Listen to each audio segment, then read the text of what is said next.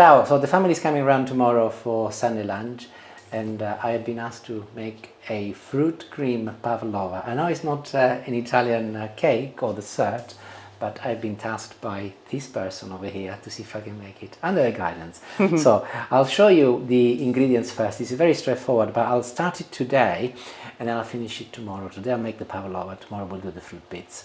So in terms of ingredients, what you'll need is 375 grams of caster sugar. This will be enough for 8 people, by the way. This is corn flour, 2.5 teaspoons. Eggs, I've got 6 eggs.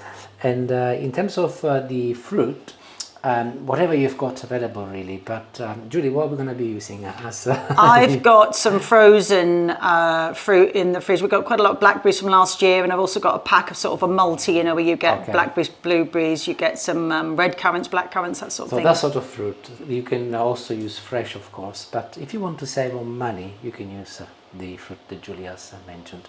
So I'll start with the eggs first, and I'll show you step by step what to do, and you will see that it's dead simple. Job number 1 is to remove the white from the yolk, and I am not the best at doing this, so I'm always very cautious. So what I do, I use a bowl over here to remove the white, and I'll move over here so that, oops, over there, and then I'll put the red over here, and I'll move the white in a bowl, which is the bowl I will be using to mix them all together in a little while. This is because you do not want to mix any of the yolk with the white, and if you do, you will be in trouble, as apparently it's going to be very difficult for you to then get the peaks that you're looking for. Yeah, it just won't whisk up properly. So just take your time, do it once, and then you do it well. Just check the white each time to make sure there's no speck of yolk in it. Believe me, I've done it before and thought, meh, that'll be okay, and it wasn't. I think this is a message for me, because I've not been checking the white. Well, I have, so don't panic. You have. But also I can see that my yolks are whole anyhow, so there you go. And remember, as you do one egg, just move it to the larger bowl. And I'm done. All of my yolks are now here separated. If you're wondering what I'm going to be doing with this, I will be making some lemon curd. I've actually made a video, I think it was at Christmas time, and I'll put a little post up here. There'll be a little card appearing when you watch this video on how to make lemon curd. It's dead easy, and then obviously an opportunity not to waste your eggs. But of course you can make scrambled eggs, anything you like, but we always make lemon curd whenever we make this recipe with the red yolks. Yeah, because it's delicious. But let's move back to our whites, which is what we need for this recipe. So here is my electric whisk, and I'll start blending these together and mixing them until they become lovely and soft, like snow, like peaks.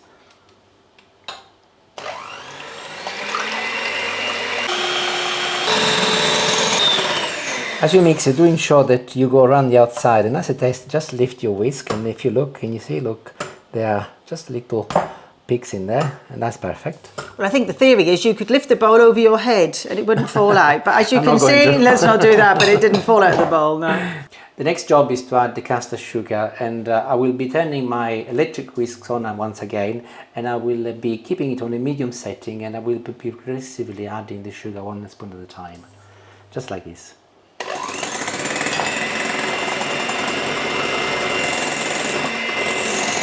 And I'll give it a little mix, and then I'll go for the second spoon.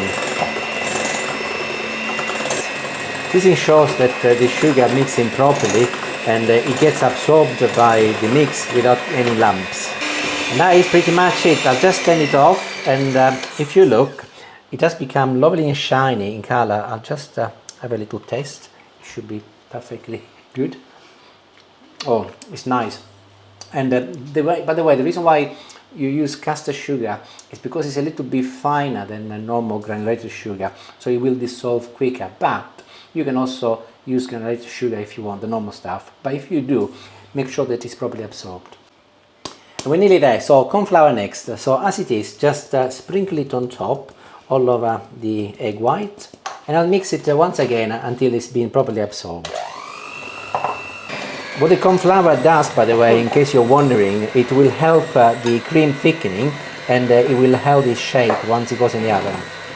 Okay, so what I'll do next, I'll turn it up so that I can clean my whisks, and then I'll turn it off, and that is done. And ready to put it in the tray, and next we'll go in the oven.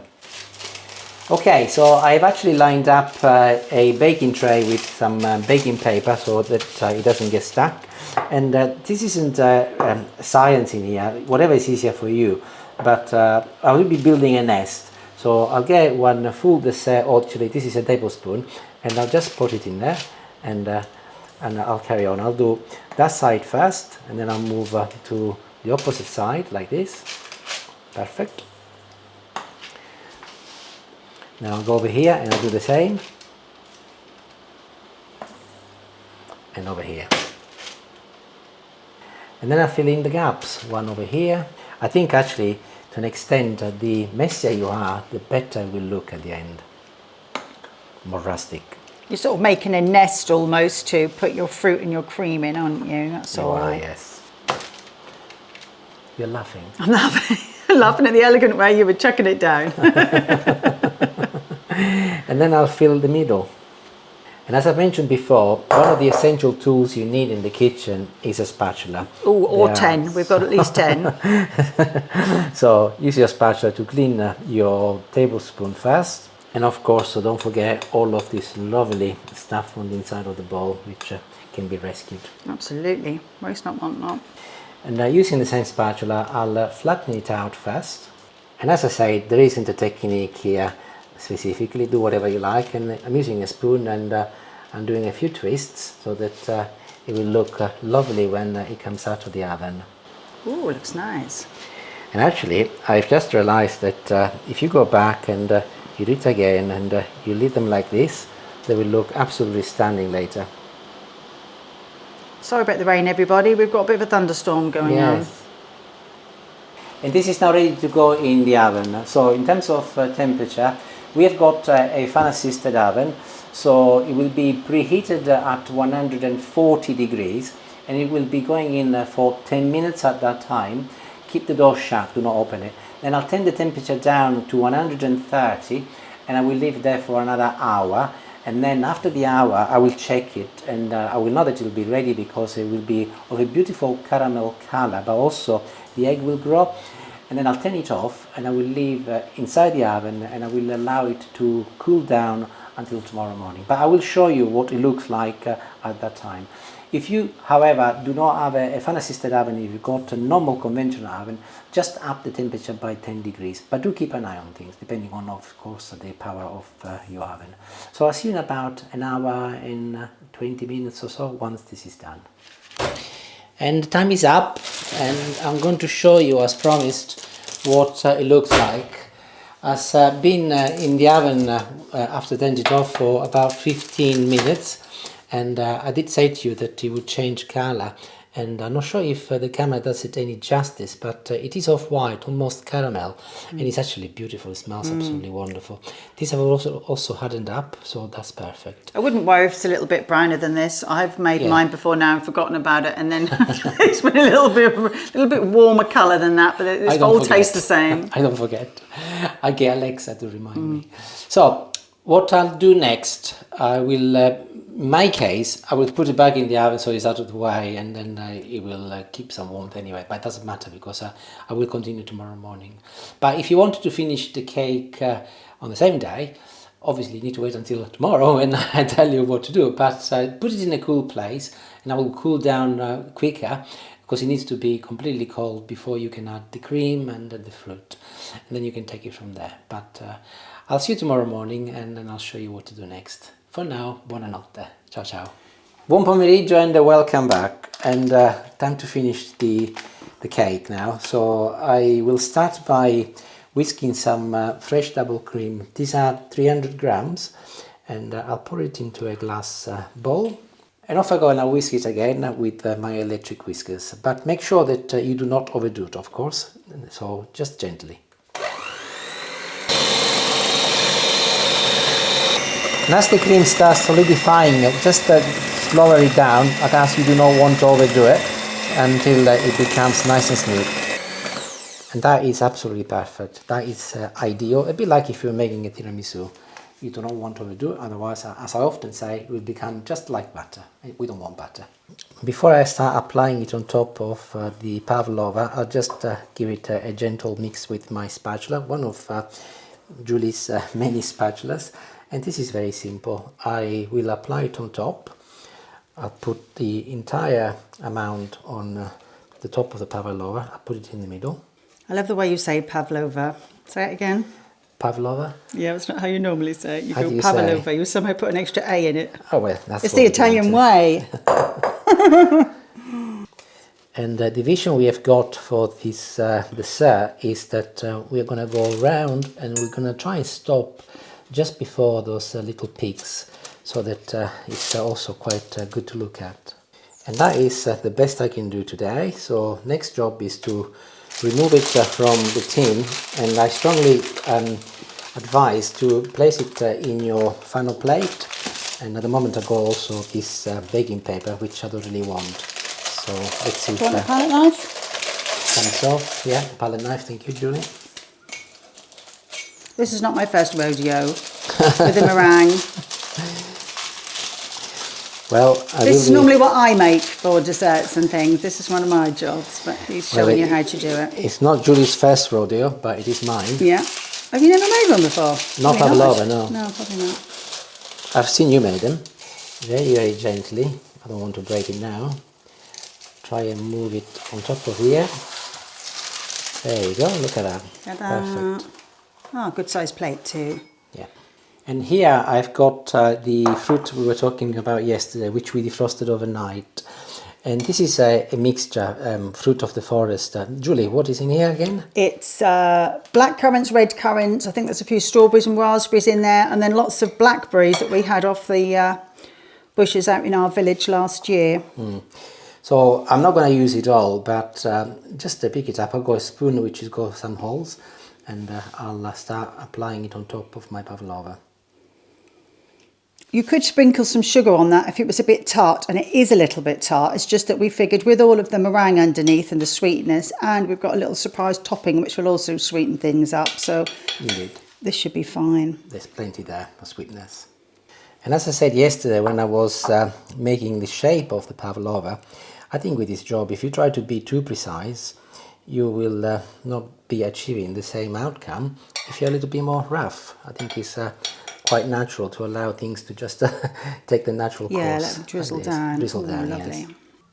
I got a bit carried away with the fruit last night while I was defrosting it. I emptied a few bags to make some space in the freezer, but we'll eat that, won't we? By the way, you might be wondering what we're going to be doing with this. The fruit is likely that we will have with our breakfast. We have cereal in the morning, but the juice, we're going to make some jelly. You can buy those little jelly squares, and we put some hot water, read the packaging if you're doing the same, and then go in the fridge, and it's absolutely delicious. Sometimes with a cup of tea or whatever, any excuse. Julie referred to a little surprise on the top, and yesterday when I had the yolks left over, I said that we make lemon curd. So this morning Julie decided to make some lemon curd, and we actually decided, we had a little mini tortellinotime board meeting this morning to use some lemon curd and drizzle it on top. This is a jar that we are going to be putting in the fridge, and we go also a little bit more than a jar. So we have actually just warmed it up in the microwave, as it already was a little bit solid. And very simply, so 30 seconds in the microwave, I'm going to just drizzle it on top. And again, use whatever technique you like, but I'll try and be a little bit creative, and I'll just go zigzag like this. Then I'll turn my plate and I'll go zigzag the other way. Right to the edges. Right to the edges, indeed.